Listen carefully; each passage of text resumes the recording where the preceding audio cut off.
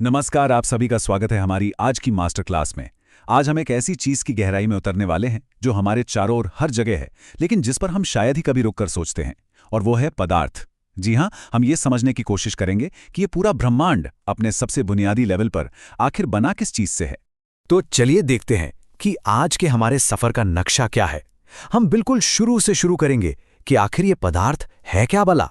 फिर हम इसके कुछ रहस्यों से पर्दा उठाएंगे, जैसे कि इसके छोटे छोटे कण कैसे बर्ताव करते हैं और क्यों कोई चीज कभी ठोस होती है तो कभी द्रव या फिर गैस। तो चलिए इस रोमांचक सफर की शुरुआत करते हैं।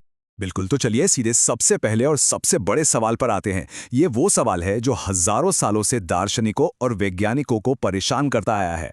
आखिर ये दुनिया, हमारे आसपास की हर चीज बनी किस चीज से है? ये सवाल सुनने में जितना आसान लगता है उतना है नहीं। जरा एक पल के लिए सोचिए। हवा जिसमें हम सांस लेते हैं, खाना जो हम खाते हैं, पत्थर, बादल, यहाँ तक कि पानी की एक नन्ही सी बूंद या रेत का एक छोटा सा कण, ये सब एक दूसरे से कितने अलग हैं, है ना?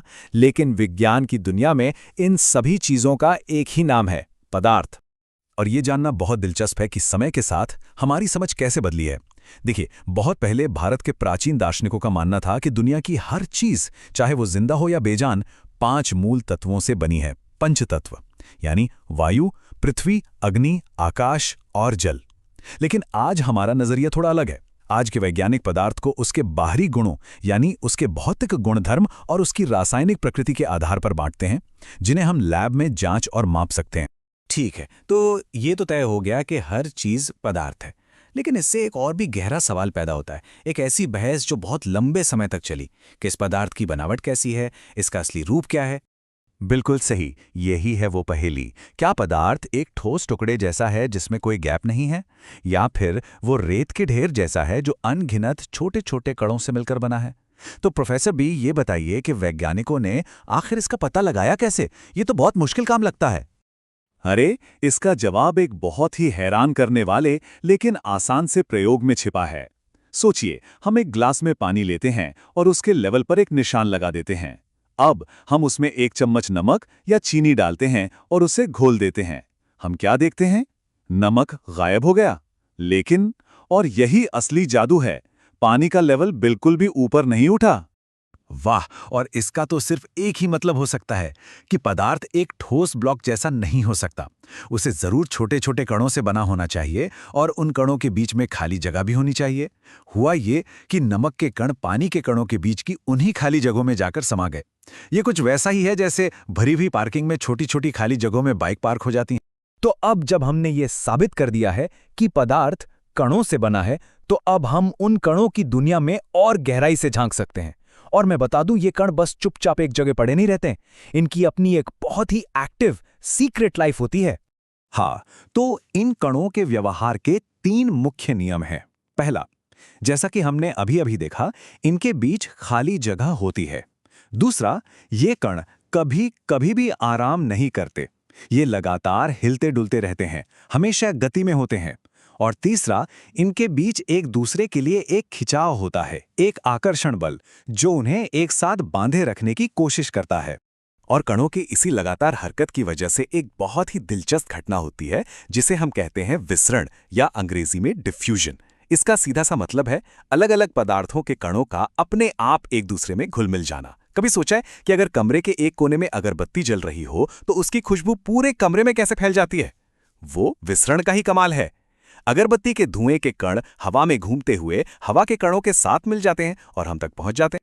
और कणों की यही 3 खासियतें, यानी उनके बीच की खाली जगह, उनकी लगातार होने वाली गति और उनके बीच का आपसी आकर्षण, यही तीनों मिलकर पदार्थ की उन 3 अवस्थाओं को जन्म देती हैं जिन्हें हम सब जानते हैं: ठोस, द्रव और गैस। सब कुछ इस बात पर निर्भर करता है कि ये कण आपस में कैसा बर्ताव कर रहे हैं। इस तस्वीर को देखिए, ये पूरी कहानी कह देती है। एक ठोस में कण बिल्कुल सैनिकों की तरह एक कतार में कस के बंधे होते हैं, एकदम व्यवस्थित और बस अपनी जगह पर ही कांपते रहते हैं।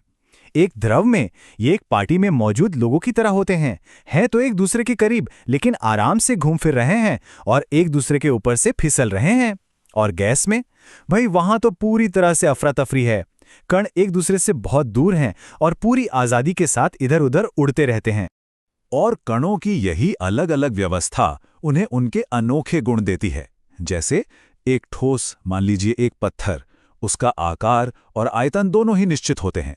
एक द्रव जैसे पानी, उसका आयतन तो निश्चित होता है लेकिन आकार नहीं। उसे जिस बर्तन में डालो वो उसी का आकार ले लेता है। और एक गैस जैसे हवा, उसका ना तो कोई निश्चित आकार होता है ना ही आयतन, वो तो किसी भी जगह को भरने के लिए फैल जाती है। और यही वजह है कि गैस को दबाया जा सकता है, यानी वो बहुत ज्यादा संपीड्य होती है, जबकि ठोस लगभग न के बराबर। लेकिन जाहिर है पदार्थ हमेशा एक ही अवस्था में तो नहीं रहता। हम सबने पानी को बर्फ बनते और भाप में बदलते देखा है। तो अब बड़ा सवाल ये है कि आखिर ऐसा क्या होता है जिससे पदार्थ अपनी अवस्था बदलने पे मजबूर हो जाता है? इसमें जो सबसे बड़ा खिलाड़ी है वो है तापमान। जब हम किसी ठोस को गर्म करते हैं तो उसके कणों को ऊर्जा मिलती है और वो ज्यादा तेजी से कांपने लगते हैं। और जब एक खास तापमान आता है तो वो इतनी तेजी से कांपते हैं कि अपने आकर्षण के बंधन को तोड़कर आजाद हो जाते हैं और बहने लगते हैं।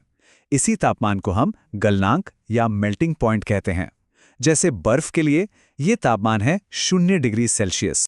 अच्छा, और अगर हम उस द्रव को गर्म करना जारी रखें तो हम एक और जादुई तापमान पर पहुंचते हैं, जिसे क्वथनांक या बॉइलिंग पॉइंट कहते हैं।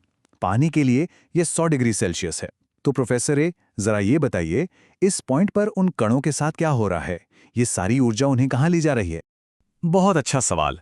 क्वथनांक पर कणों को इतनी ज्यादा ऊर्जा मिल जाती है कि वो एक दूसरे के आकर्षण बल को पूरी तरह से तोड़ देते हैं और भाप बनकर हवा में उड़ जाते हैं। लेकिन कुछ बड़े अनोखे पदार्थ भी होते हैं, जैसे कपूर या सूखी बर्फ। ये द्रव अवस्था में आते ही नहीं, ये सीधे ठोस से गैस बन जाते हैं। इस शॉर्टकट को ऊर्ध्वपातन या सब्लिमेशन कहा जाता है। और ये डायग्राम देखिए, ये इन सारी प्रक्रियाओं को एक साथ दिखाता है। ठोस से द्रव बनना संगलन है, द्रव से गैस बनना वाष्पीकरण है। और ये सारी प्रक्रियाएं उल्टी भी हो सकती हैं। गैस से द्रव बनना संघनन कहलाता है और द्रव से ठोस बनना जमना कहलाता है। ये हमें दिखाता है कि पदार्थ कितना गतिशील है, वो लगातार बदलने की क्षमता रखता है। चलिए, अब इन सब वैज्ञानिक बातों को एक ऐसी चीज से जोड़ते हैं जो हम रोज देखते हैं। गीले कपड़े आखिर सूखते कैसे हैं? इसके लिए हमें वाष्पीकरण की प्रक्रिया को समझना होगा, जो क्वथनांक से कम तापमान पर भी होती रहती है। देखिए, 4 मुख्य बातें हैं जो वाष्पीकरण की रफ्तार को बढ़ाती हैं।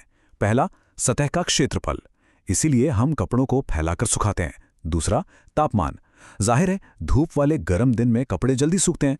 तीसरा, हवा की गति, तेज हवा अपने साथ नमी को उड़ा कर ले जाती है। और चौथा, आर्द्रता, यानी हवा में नमी की मात्रा। जितनी हवा सूखी होगी, कपड़े उतनी ही जल्दी सूखेंगे। और हाँ, वाष्पीकरण का एक बहुत ही मजेदार और काम का असर भी होता है। इससे ठंडक पैदा होती है। ऐसा इसलिए होता है क्योंकि द्रव के कणों को भाप बनने के लिए ऊर्जा की जरूरत होती है, और ये ऊर्जा वो अपने आसपास की सतह से खींच लेते हैं, जिससे वो सतह ठंडी हो जाती है।